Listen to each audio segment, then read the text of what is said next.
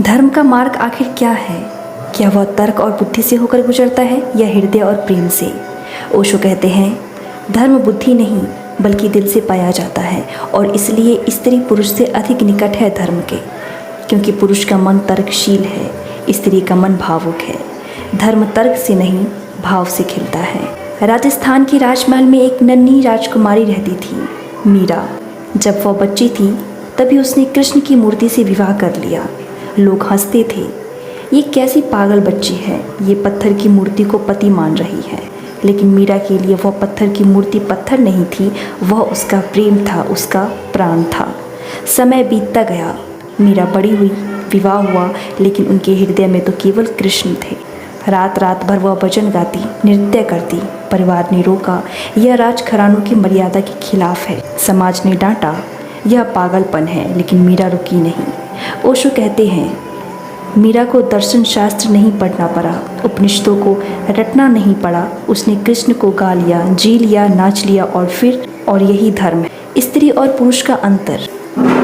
ओशो बताते हैं कि धर्म के रास्ते पर पुरुष और स्त्री की यात्रा अलग अलग होती है।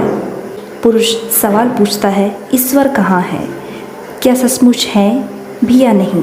स्त्री पूछती ही नहीं, वह कहती है, मैं ईश्वर को महसूस कर रही हूँ। पुरुष विश्लेषण में खो जाता है, स्त्री अनुभव में डूब जाती है।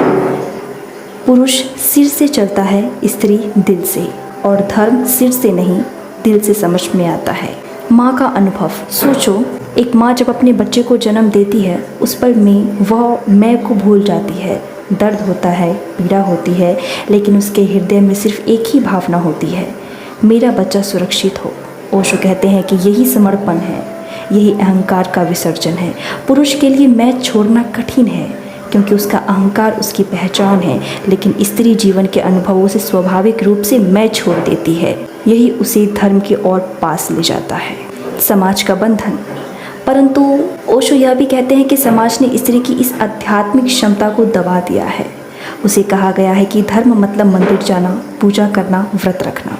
उसकी भक्ति को परंपराओं और रस्मों में बांध दिया गया। लेकिन धर्म केवल रस्मों का पालन नहीं है, धर्म वह है जहाँ दिल का नृत्य होता है, प्रेम की धारा बहती है, समर्पण की गहराई मिलती है। यदि स्त्री को सच में खुलकर जीना दिया जाए तो वह सिर्फ परिवार को नहीं, पूरे समाज को आध्यात्मिक रोशनी दे सकती है। ओशो का कहना है कि धर्म का रास्ता प्रेम है, स्त्री का स्वभाव ही प्रेम है, इसलिए स्त्री का मन धर्म की ओर सहजता से झुक जाता है। मीरा इसका जीता जागता प्रमाण है। उसका नृत्य, उसका भजन, उसकी पागलपन जैसी भक्ति हमें याद दिलाती है कि धर्म का मार्ग किताबों या तर्कों से नहीं बल्कि प्रेम और समर्पण से होकर गुजरता है। आप हमें कमेंट करके बताएं, क्या आपको लगता है कि आज की स्त्री को अपनी आध्यात्मिक शक्ति जीने की स्वतंत्रता सच में मिल पाई है?